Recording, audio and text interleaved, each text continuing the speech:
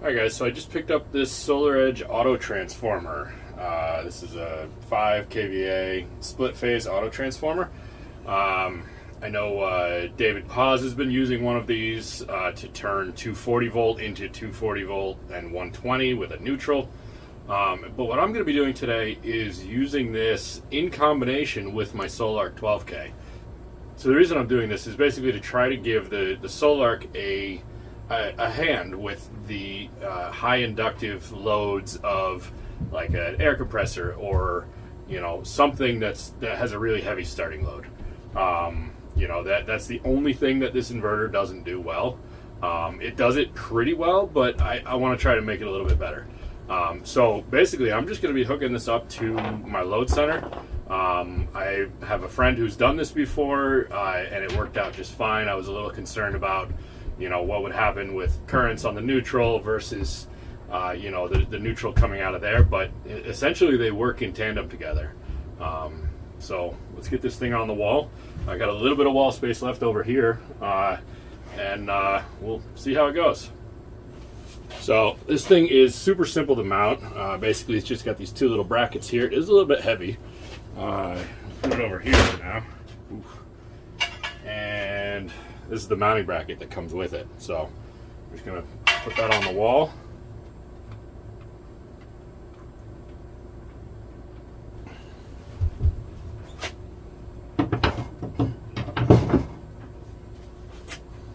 There.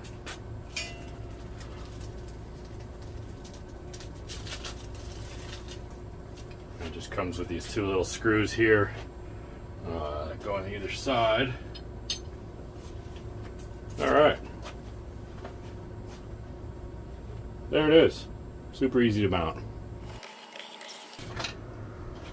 Okay, so plastic cover, screws are captured, and there it is. So what I'm going to do, I'll put a Romex connector in there, 3/4 inch.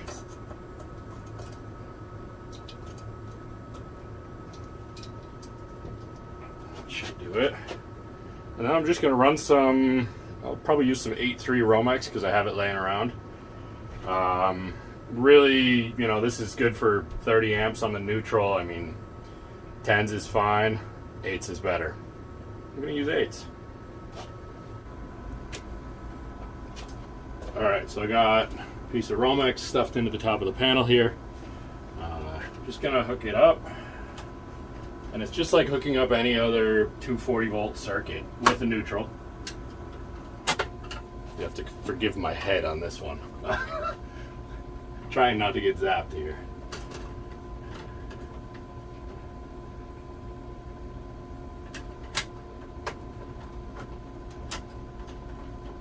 Now's probably a good time to do a disclaimer. Don't work in live panels. That is all. So as far as line 1 and line 2 goes, really doesn't matter which way you hook it up. I try to keep everything the same just because. But basically we're just going line 1 to here, line 2 to there.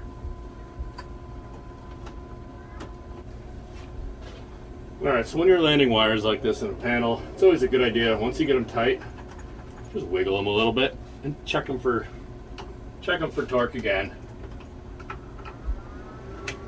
Sometimes when you wiggle them, they loosen up a little bit. So yeah, there it is. I got it on a 30 amp breaker. That should be plenty for all we're doing. I'm not going to turn this on yet because I still got to hook it up on the other side. Alright, so I've cut my wire on this side. What I'm going to do is I'm just going to strip it back before I put it in there. That just makes it easier.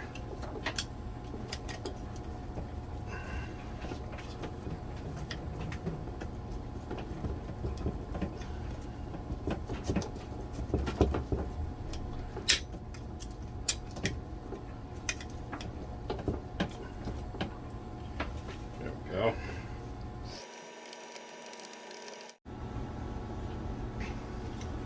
Alright, so now we got them stripped back. We're just going to push them right in. And with Romex, you can just push it right in. With THHN, the strands are a little bit finer. We might even get a little screwdriver and help that go in here. So if you push a screwdriver right in there,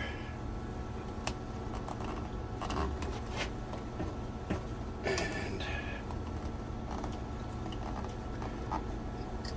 there we go. I'm trying not to have too much wire in here.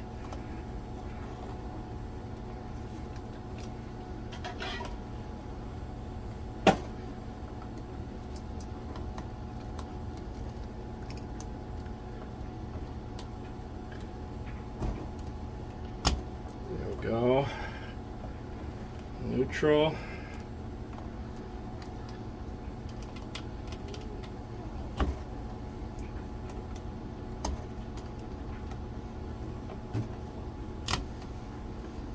There it is. The ground will just swing around.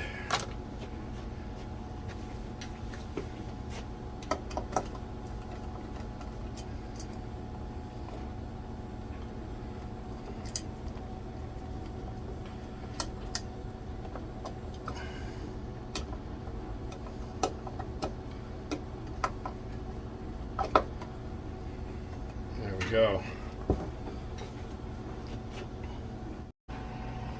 Okay, so we got line 1, line 2, neutral, ground, everything's hooked up, everything's nice and tight. The other side here, we have our 30 amp breaker, wire coming to the top there. Alright, let's get the cover back on.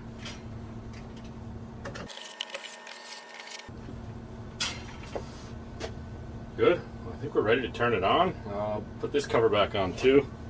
And we'll get it turned on.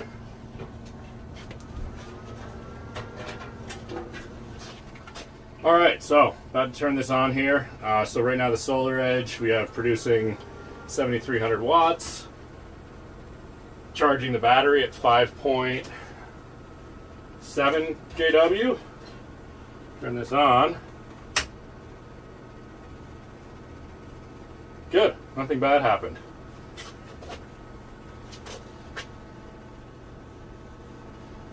I can hear a slight hum coming out of the thing.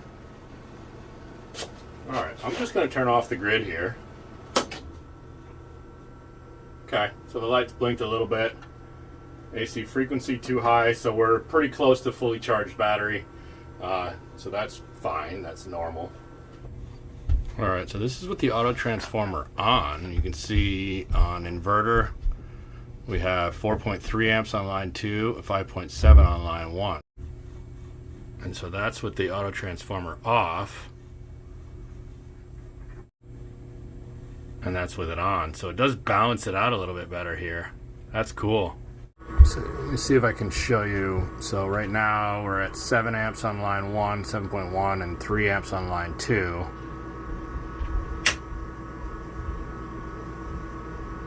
And that's just turning the Autotransfomer on, and so it drops it down.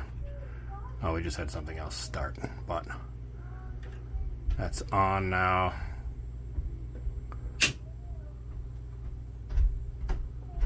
And that's off. Oh, something big on line 1. Toaster. Let's drop that down. There we go.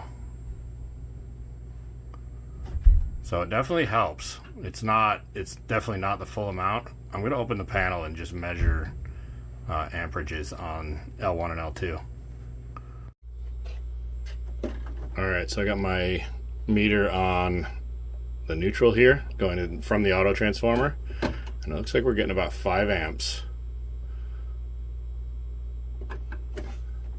And then it's pulling evenly 2.5 and 2.5, just about evenly. And so this will basically help balance out the loads from line 1 to line 2, and keep there from being too much pull on one of the legs. I know I shouldn't have to do this with the Sol-Ark, but you know, it was something I wanted to try, and it's cool that it actually works, and it's cool that autotransformers work in tandem with, you know, another neutral forming transformer. Alright guys, well that's all I'm going to be able to do today. I would love to test a bunch of stuff out, but unfortunately my wife and children are home, and so they probably wouldn't appreciate me shutting off power on them. So, yeah, I mean, so I really wasn't sure what was going to happen, you know. I wasn't sure if this autotransformer would work in tandem with another neutral forming transformer, essentially. I didn't know really what would happen if, you know, the Sol-Ark would find some sort of ground fault or something. I don't know. And so, you know, it's definitely a cool proof of concept. Like I said earlier, I had a friend who had done this on a different type of inverter similar to the Sol-Ark. And he said it worked just fine and it helped it out. So I wanted to test it myself. I was pretty sure it would work, but not 100%.